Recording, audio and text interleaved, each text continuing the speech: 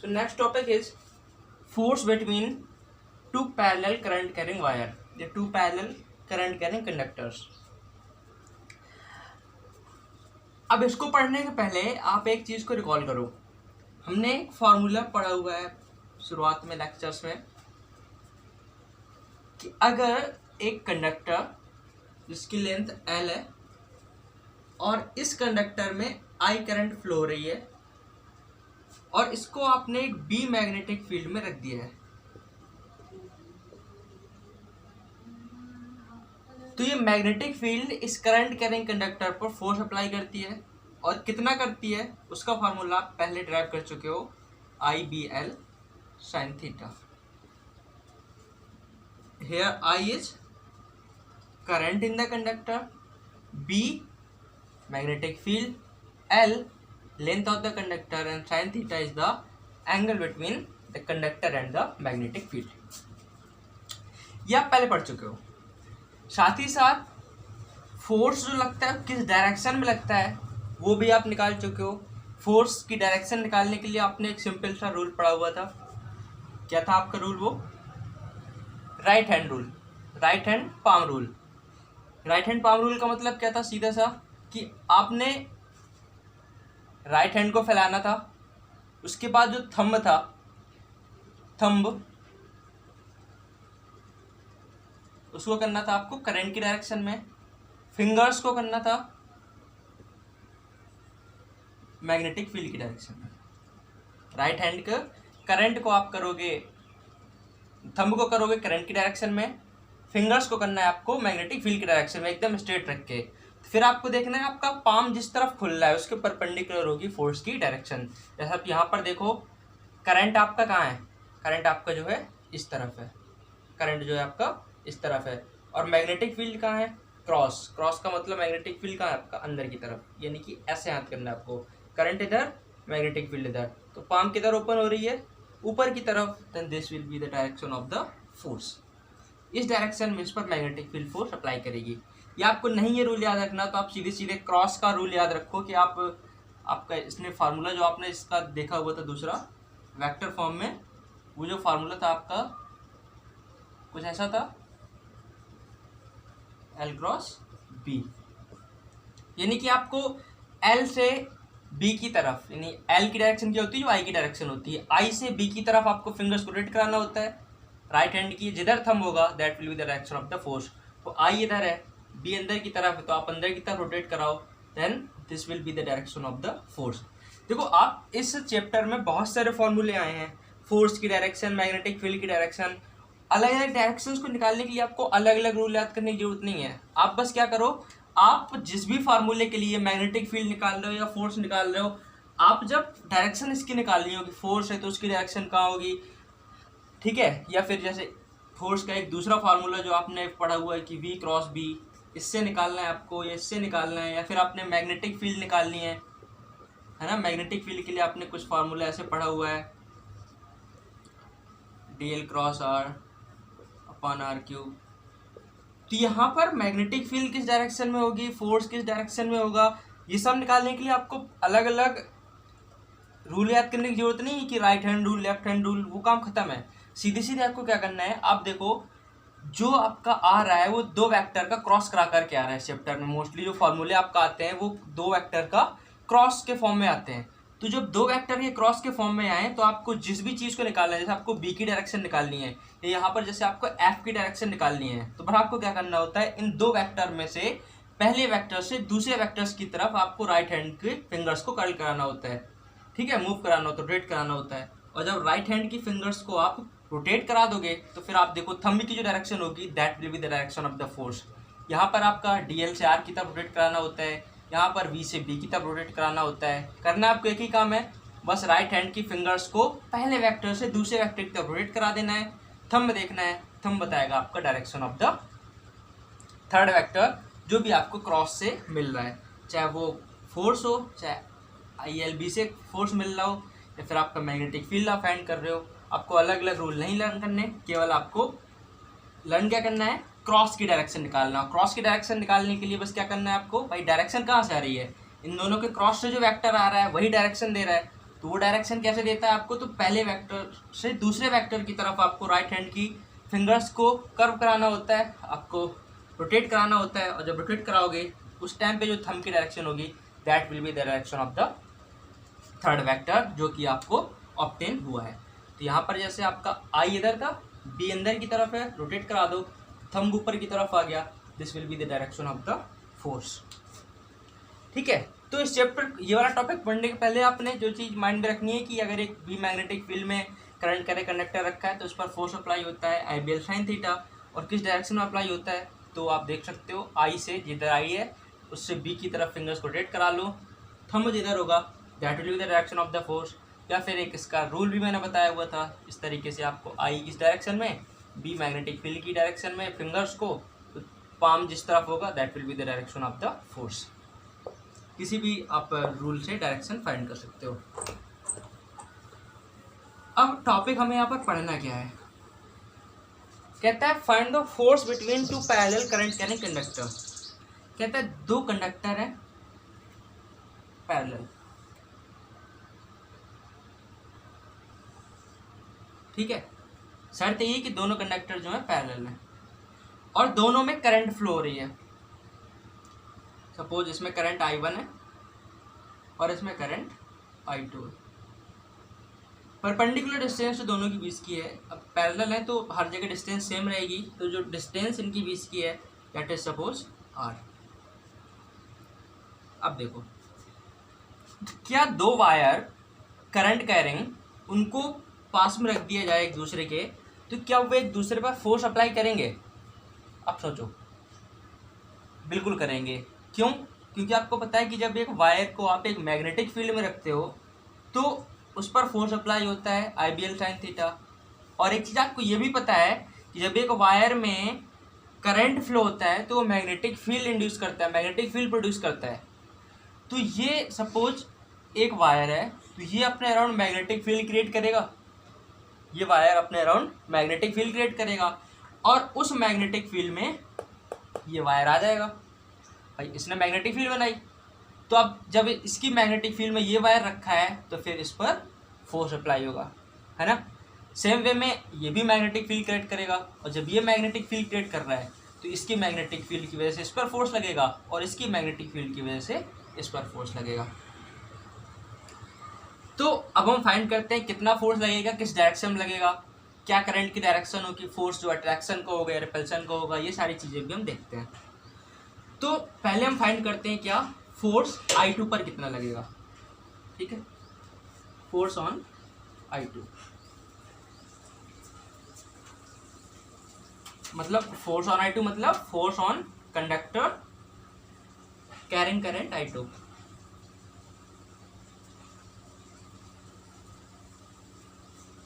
तो पहले तो आप ये लिख दोगे कि टू कंडक्टर्स, लेंथ जो आपका सपोज दोनों की लेंथ L है, two conductors having length are kept parallel to each other at a distance R। The current in the first conductor is I1 and the current in the second conductor is I2। इतना आपने लिख दिया। फिर इसके बाद आप निकालो force on conductor carrying current I2। Suppose हम निकाल लें कि इस पर कितना फोर्स लग रहा है। अब यहाँ पर फोर्स कब लगेगा इस पर, जब ये मैग्नेटिक फील्ड में रखा जाएगा। अब यहाँ पर मैग्नेटिक फील्ड बनाएगा कौन, ये भी बनाएगा यहाँ पर मैग्नेटिक फील्ड, लेकिन यहीं पर है तो R जीरो होगा, तो यानी इसकी जो यहाँ पर बनाई हुई मैग्नेटिक फील्ड है वो जीरो होगी। अपने भाई वायर है, वायर अपने राउंड तो बनाता है R डिस्टेंस पर, लेकिन R जीरो इसके ऊपर ही निकाल रहे हो तो इसकी मैग्नेटिक फील्ड इसके लिए जीरो है, इसके लिए वर्क करेगी हालांकि। तो यहाँ पर जो वायर पर मैग्नेटिक फील्ड वर्क कर रही है कौन करेगी, इसकी magnetic field.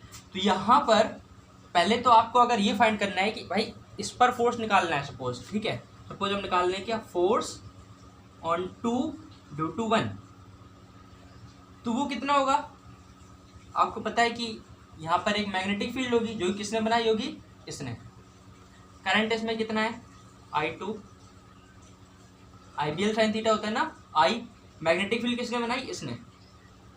Magnetic field first वाले की है, L लेंथ है और साइन और थीटा की भी अभी हम बात करेंगे।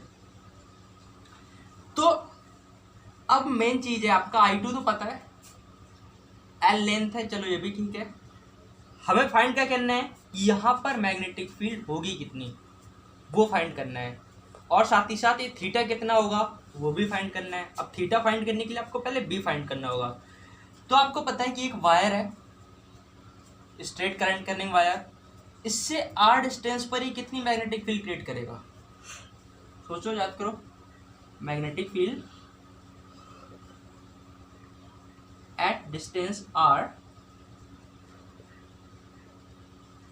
ड्यू टू कंडक्टर, इनको हम नाम दे देते हैं। सपोज ये कंडक्टर एक्स है, कंडक्टर वाई है, ड्यू टू कंडक्टर, या 1 2 दे दो आप नाम, ठीक है। Conductor 1, conductor 2, due to conductor 1। तो पहले कंडक्टर की वजह से यहाँ पर कितनी मैग्नेटिक फील्ड होगी? आप बता सकते हो कि एक वायर आर डिस्टेंस पर कितनी मैग्नेटिक फील्ड क्रिएट करता है? पता है ना फॉर्मूला, μ0/4π 2I/r। अब आई इसमें कितना है? I1। समझो हम कर क्या रहे हैं, हमें निकालना है कि इन दोनों के बीच में फोर्स कितना लग रहा है। पहले हम निकालना है इस पर कितना फोर्स लग रहा है। तो इस पर फोर्स कौन लगाएगा? जो इसने मैग्नेटिक फील्ड बनाई है वो। तो इस पर फोर्स लगेगा कितना? माने आइडियल साइन थीटा होता है, तो आई यानी इस पर निकाल रहे हैं हम फोर्स, यानी इसका करंट लेंगे I2। अब देखो, मैग्नेटिक फील्ड जिस मैग्नेटिक फील्ड में रखा होता है वो वाली मैग्नेटिक फील्ड, तो मैग्नेटिक फील्ड जिस मैग्नेटिक फील्ड में रखा है वो बनाई किसने? इसने। तो हम सपोज मान ले रहे हैं उस मैग्नेटिक फील्ड को क्या? B1। लेंथ इसकी L हमने मान रखी है साइन थीटा। अब B1 कितना होगा, यानी कि इसने यहाँ पर मैग्नेटिक फील्ड बनाई कितनी होगी? तो आपको पता है, आप दो बार निकाल चुके हो, बायो सेवर्ट से भी, एम्पेयर सर्किट से भी, कि एक वायर अपने से परपेंडिकुलर डिस्टेंस R पर, छोटी डिस्टेंस R पर कितनी मैग्नेटिक फील्ड क्रिएट करता है, उसका फॉर्मूला आप निकाल चुके हो। μ0/4π 2 करंट इसमें फ्लो हो रहा है I1/R। यानी यहाँ पर इस वायर पर मैग्नेटिक फील्ड कितनी होगी? जहाँ पर ये वायर रखा हुआ है वहाँ पर मैग्नेटिक फील्ड कितनी होगी? μ0/4π 2I1/R। और ये मैग्नेटिक फील्ड यहाँ पर क्रिएट किसने की है? इस वायर ने। अब B1 तो निकला है, आप थीटा फाइंड करने के लिए हमें B1 की डायरेक्शन भी निकालनी पड़ेगी। तो B1 की डायरेक्शन आपको निकालना आता है। करंट की डायरेक्शन में आप थंब को करोगे, रोटेट कराओगे फिंगर्स को, जिस डायरेक्शन में फिंगर्स रोटेट होंगी that will be the direction of the magnetic field. Current की डायरेक्शन में आपको थंब करना है, then the direction of the curving of the finger will tell the direction of the magnetic field. तो इधर है, तो फिंगर्स आपका कहाँ? अंदर की तरफ कर्व हो रही हैं, फिर मैग्नेटिक फील्ड कहाँ होगी? अंदर की तरफ। तो मैग्नेटिक फील्ड किधर होगी? अंदर की तरफ। B1 की डायरेक्शन क्या होगी? अंदर की तरफ, ठीक है। तो B1 की डायरेक्शन किधर होगी? अंदर की तरफ। तो B1 की डायरेक्शन अंदर की तरफ है, L1 इधर है, तो आपको पता है अंदर की तरफ और इधर, तो एंगल कितना बन रहा है? 90। तो थीटा कितना होगा? 90। तो यानी कि पहले वायर की वजह से दूसरे वायर पर फोर्स कितना अप्लाई होगा? Force on 2 due to 1 will be I2,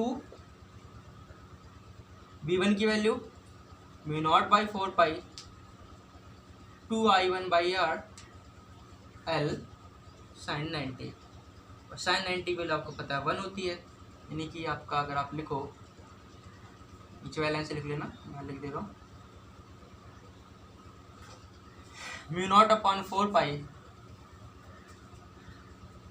2I1, I2 अंदर लिख देता हूँ मैं, I2/R sin 90 की वैल्यू 1 और इंटू L। यानी कि ये यहाँ पर कितना फोर्स लगा रहा होगा? μ0/4π 2I1 I2/R इंटू L। ये आप लिख सकते हो, इसकी मैग्नेटिक फील्ड की वजह से इसकी पर यूनिट लेंथ पर कितना फोर्स लग रहा होगा? Force on per unit length.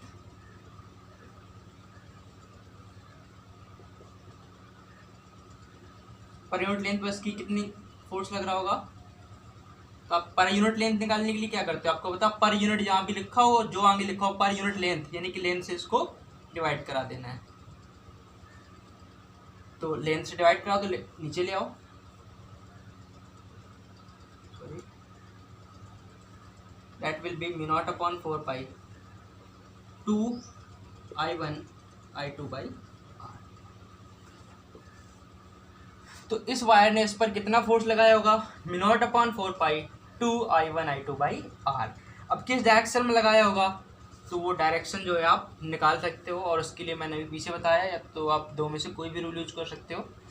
तो अगर आप ये वाला रूल यूज़ करना चाहो, फिंगर्स को कर्व कराने वाला सिंपल रूल है, हमें से याद रखना है।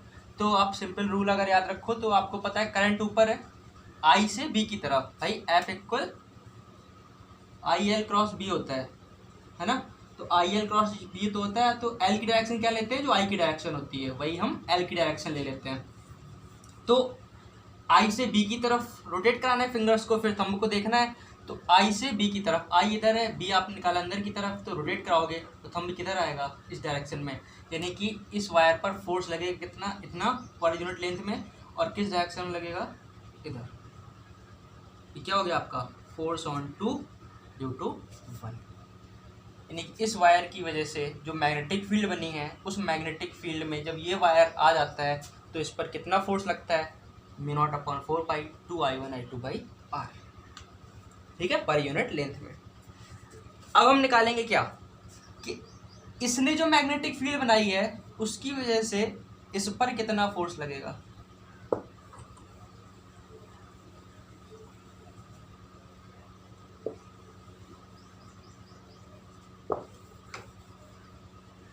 ठीक है, अब हम क्या निकाल रहे हैं, force on 1 due to 2, force on 1 due to 2, ये कितना होगा, आई बिल साइन थीटा, I1 इसमें करंट है, बी, अब बी यहाँ पर जो मैग्नेटिक फील्ड होगी वो किसने बनाई होगी, इसने जो मैग्नेटिक फील्ड बनाई उसका हम सपोज क्या मान लेते हैं, B2, लेंथ इसके भी L साइन थीटा। अब ये यहाँ पर कितनी मैग्नेटिक फील्ड बनाएगा वो आप फाइंड कर सकते हो, है ना। तो I2 करंट कैरिंग वायर है, इससे r डिस्टेंस पर कितनी मैग्नेटिक फील्ड बनाएगा, μ0/4 2I2/R।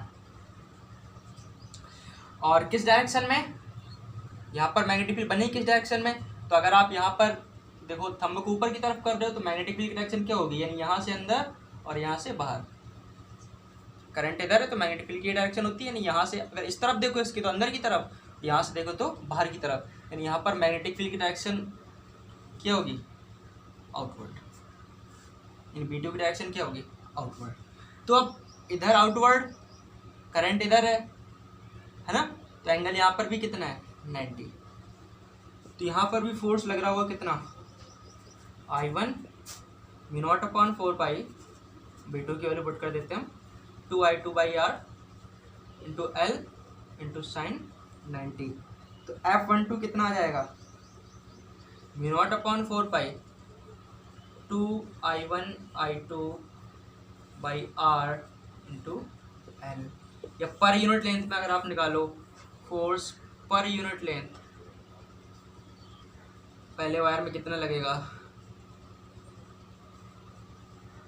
तो आप लेंथ को अपॉन में पहुंचा दो, तो F12/L equal μ0/4 2I1I2/R।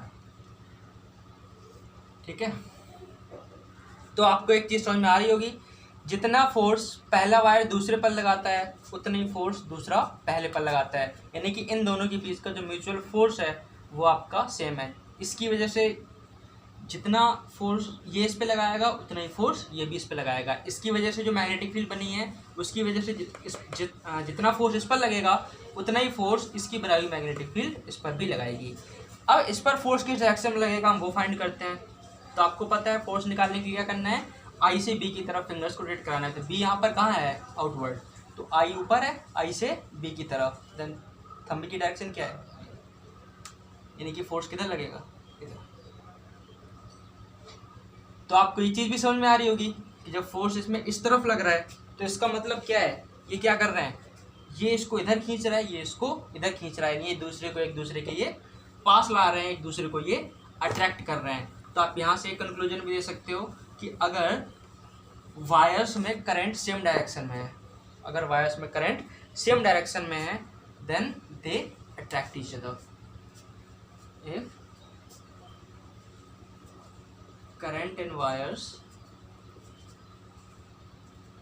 is in same direction then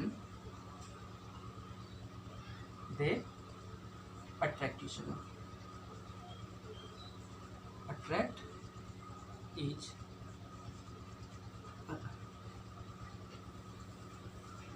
अगर सेम डायरेक्शन में है तो फिर जो है वो अट्रैक्ट करेंगे। अब अगर अपोजिट डायरेक्शन में होता तो क्या होता, तो फिर फोर्सेस क्या रिपल्सन के होते अगर अपोजिट डायरेक्शन में होता। चलो देख लेते हैं।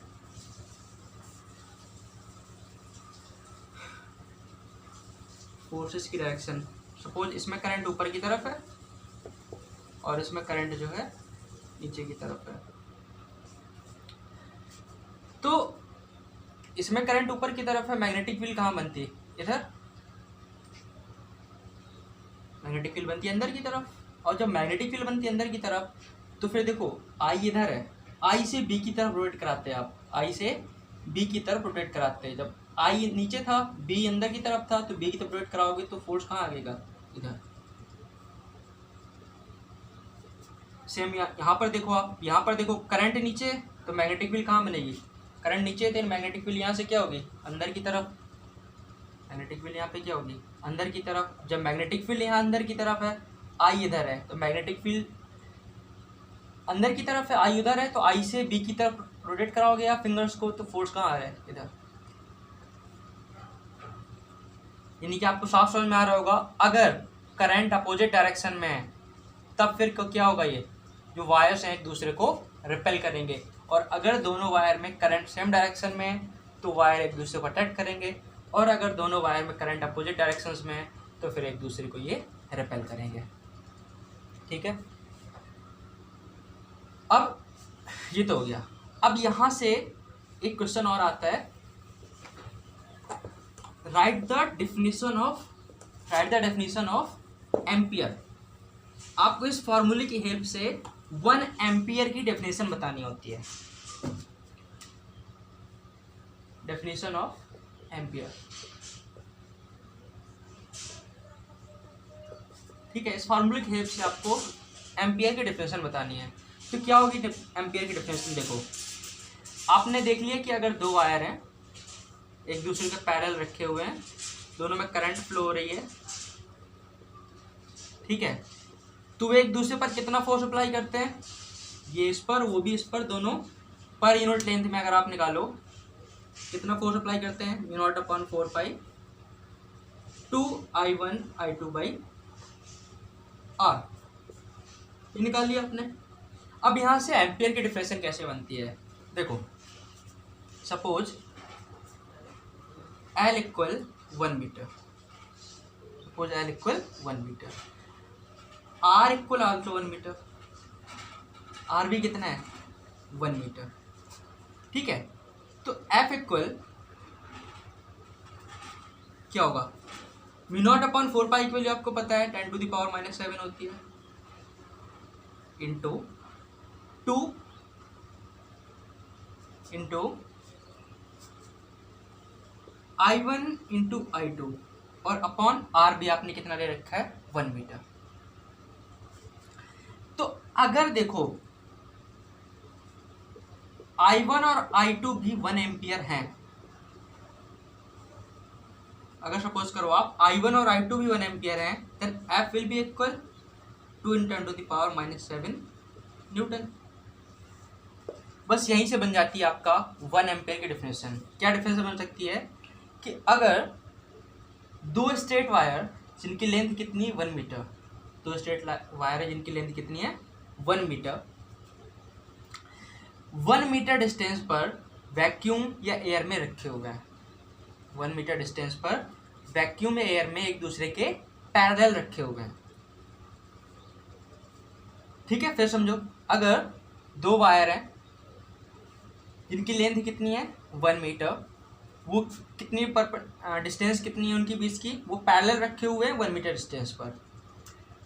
तो अगर उन दोनों के बीच में जो फोर्स लग रहा है, अगर वो वायर एक दूसरे पर जो फोर्स अप्लाई कर रहे हैं, that force is 2 × 10⁻⁻7 newton, then the current on both the wires will be 1 ampere. Condition is the same current is flowing in both the wires. फिर से समझो, आप सपोज लेंथ इनकी कितनी है 1 मीटर, इनके बीच की डिस्टेंस कितनी मान ली 1 मीटर, करंट सेम है, ये भी साथ में कंडीशन है कि दोनों वायर में सेम करंट फ्लो हो रहा है।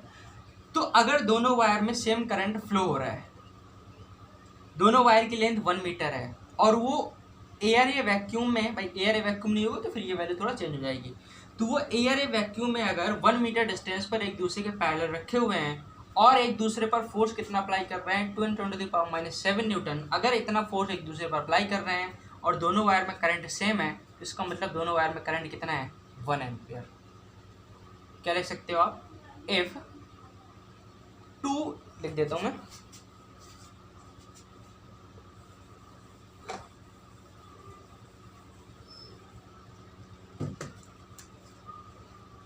if 2 wires of length 1 meter are kept parallel to each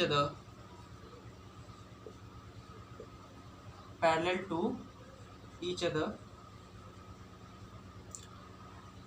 at a distance 1 meter, are kept parallel to each other at a distance 1 meter,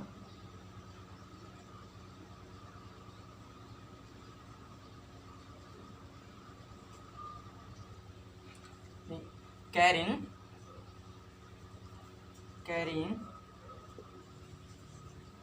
equal current in the same direction,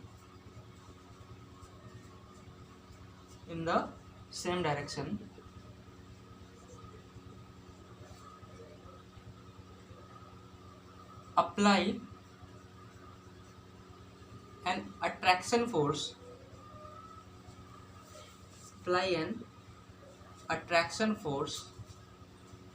of 2 × 10⁻⁷ Newton on each other,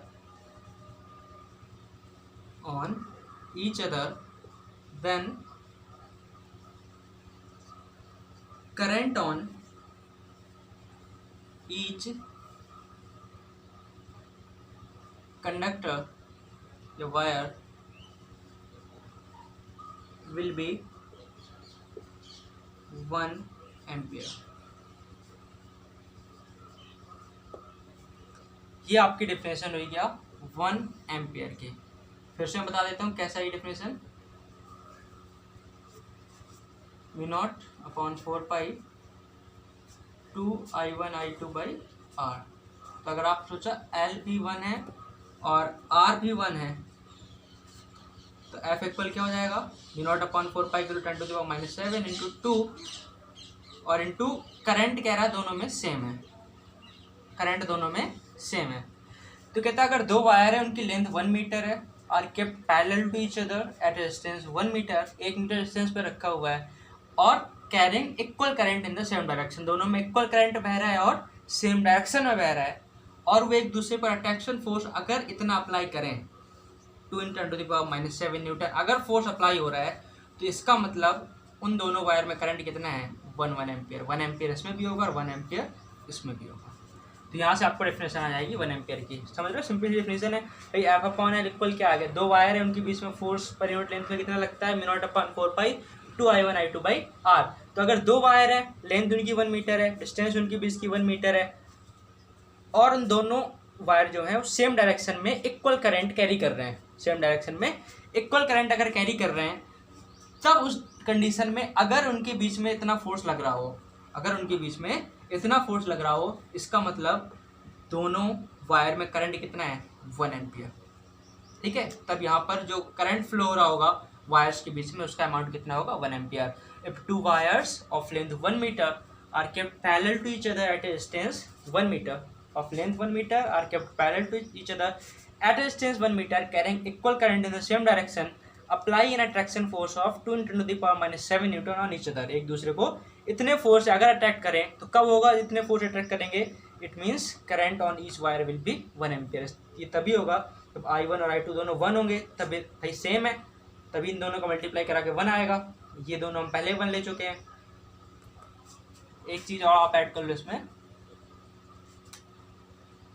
eight vacuum, ठीक है। ये आपका जो proper definition work करेगी वो किसके लिए, vacuum के लिए वर्क करेगी। अगर वैक्यूम की जगह कोई दूसरा मीडियम होगा तो फिर आपके यहाँ पर वैल्यू थोड़ा सा चेंज हो जाएगी। क्लियर है? फिर से मैं बता देता हूँ लास्ट टाइम कि अगर दो वायर हैं, उनके बीच की डिस्टेंस 1 मीटर ले लो आप, और उनके बीच की डिस्टेंस 1 मीटर ले लो, लेंथ भी उनकी अगर 1 मीटर ले लो आप, और आप ये मान कर चल रहे हो कि दोनों वायर में सेम करंट फ्लो हो रहा है और एक दूसरे पर फोर्स कितना अप्लाई कर रहे हैं, 2 × 10⁻⁻⁷ न्यूटन अगर फोर्स अप्लाई हो रहा है, इसका मतलब जो इक्वल करंट दोनों में फ्लो हो रहा है, कितना कितना फ्लो हो रहा है, दोनों में करंट जो है वो 1 एम्पियर है। 2 wires of length 1 metre are kept parallel to each other at a distance 1 metre at vacuum carrying equal current in the same direction, apply an attraction force of 2 × 10⁻⁷ Newton on each other, then current on each wire will be 1 ampere. This is the definition of 1 ampere that we have found from the force between two parallel current carrying wire. Thank you.